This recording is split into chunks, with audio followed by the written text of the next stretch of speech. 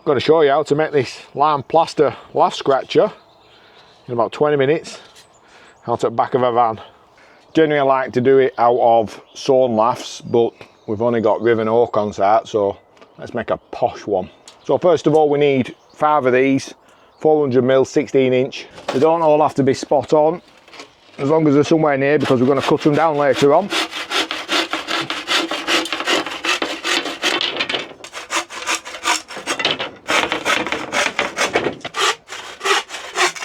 We are doing this out of the back of my van.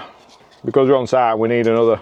So what I'm looking to do is just arrange them in thicknesses. I've cut them out of the oak laths that are similar thicknesses, and what I want to do is just lie them flat and try and get them so that they're all sat together. I'm just going to put some 4mm screws through just at the bottom end to hold it all together.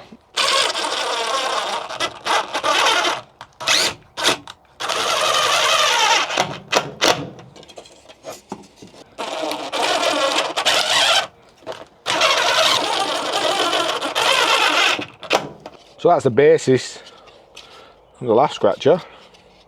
It's all together. Now what we need to do is make some wedges to wedge them all apart.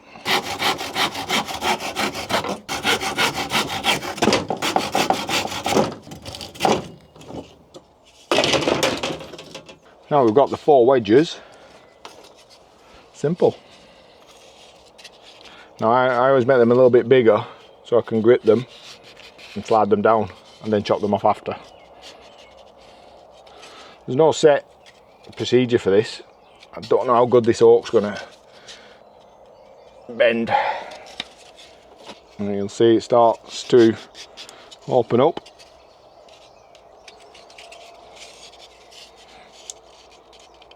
I'm starting to get there. So what I'll do now is just play around with these. I think we'll just have them a bit further apart. I think we'll just open them up a bit. Oh, it's strong. So you see this wedge has gone far down and we haven't really opened a gap up. So what I'm going to do is cut a thicker lath. Take this one out and cut a thicker lath to go in there, because I need them all about there. Right, let's try this one.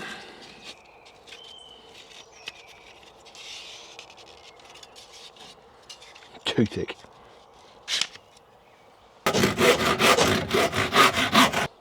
Beautiful. So now what I want to do is set them all so that one side is all in line. Now what I'll do, chop the top off.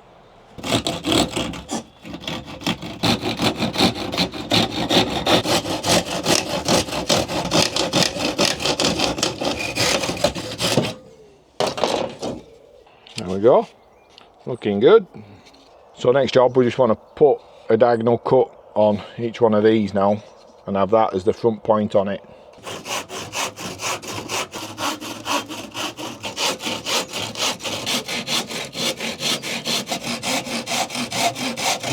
There we go.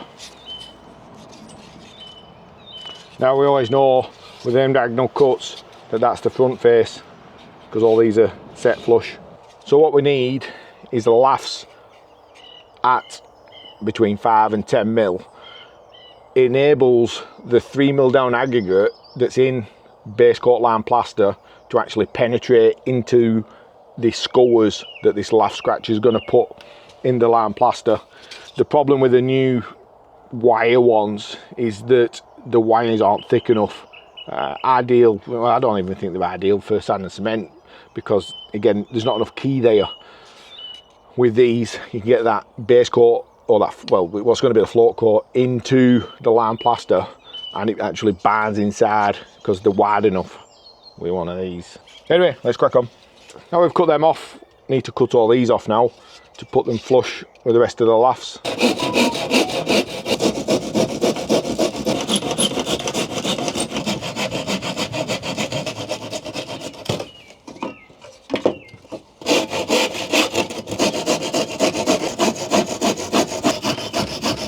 Once you've got these chopped flush, just need to cut some notches in the corners then with a knife.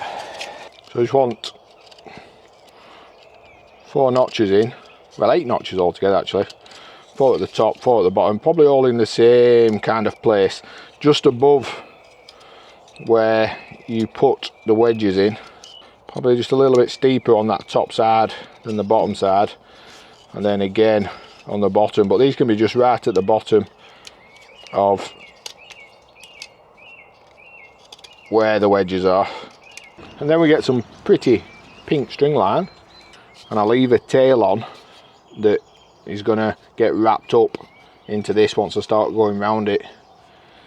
But getting going is the hardest part, but once you've got past your string the first time,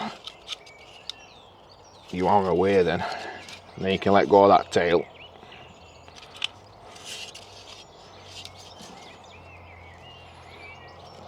But you've got to constantly pull like mad to keep it as tight as possible.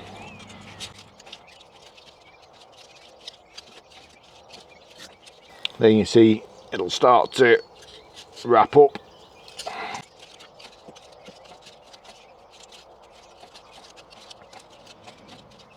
Then you've just got to make sure that all the strings constantly tight.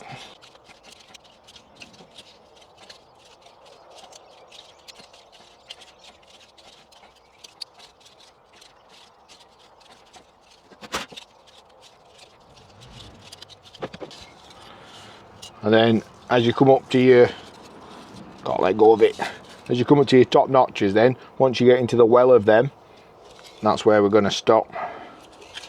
And them notches just give a finishing point for the string. And then what I normally do, just with the tail that I've got out of the bottom one, just tie a double knot in it, to be honest, but get it as tight as you can.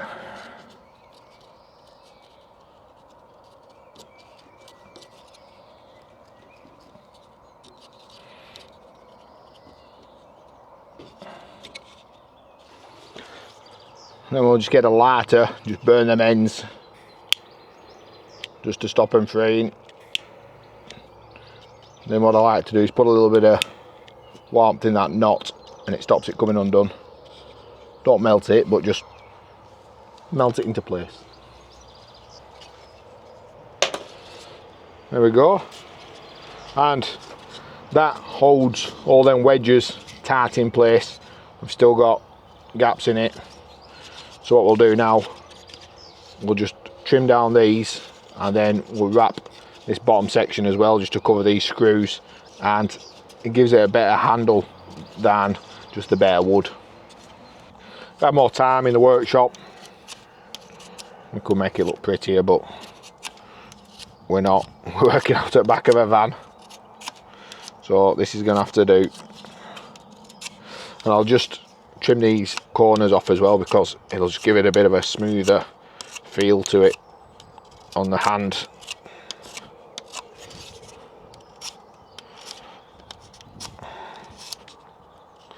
There we go. But just up here, still need to come higher at this side really, just to take some of that off, make it feel comfortable.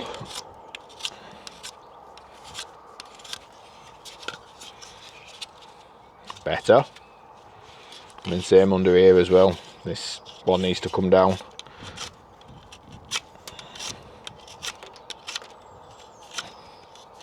If you really want to go to town, you can mould it into your hand if you wanted to. I've done one in the past and it was like, man. Oh, that's better. Maybe just a bit off there as well, because it's rubbing the thumb.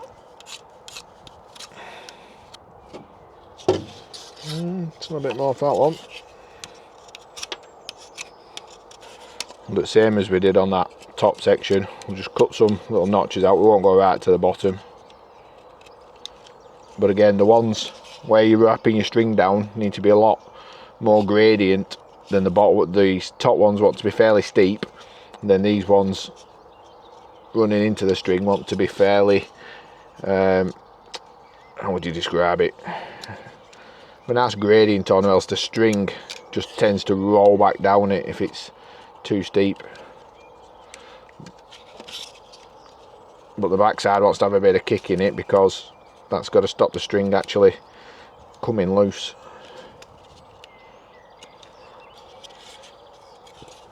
Now I'm not going to go all the way up because we haven't got time, to be honest. But get the palm of the hand.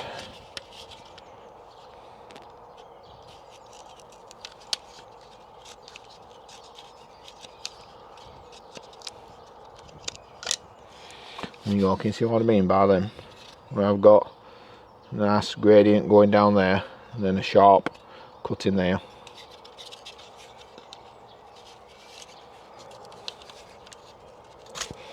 And the second one stuck up a bit. Just take that down.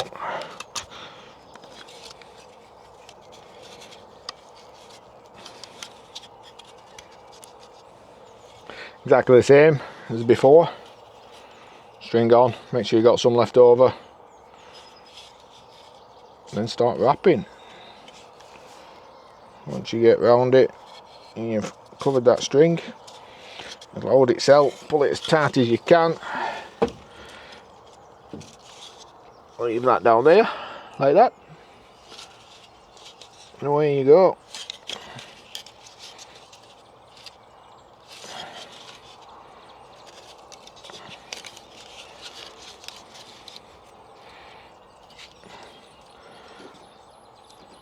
But again, you just want to pull this string as tight as possible.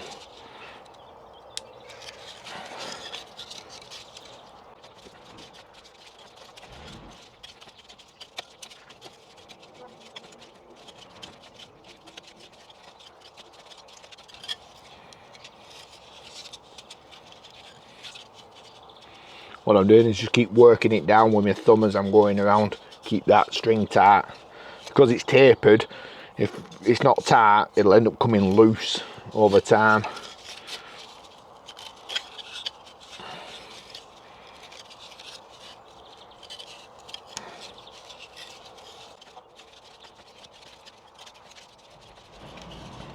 Oh,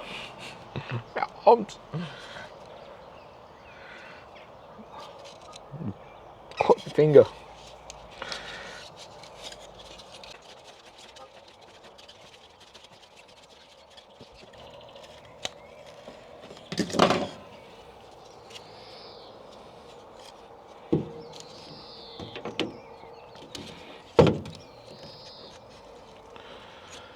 There we go, let's tie this off.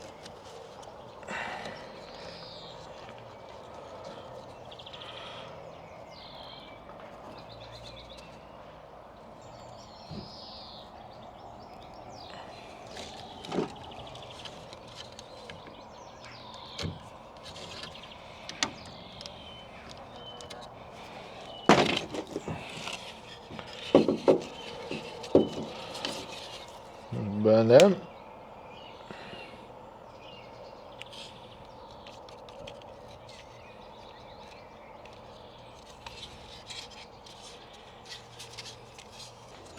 There we go, one laugh scratcher.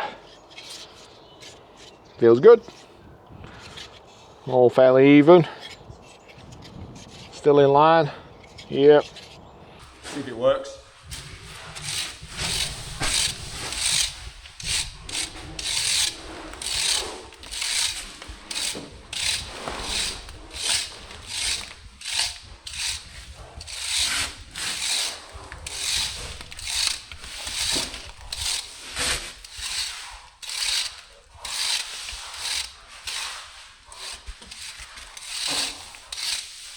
Oh, she's good.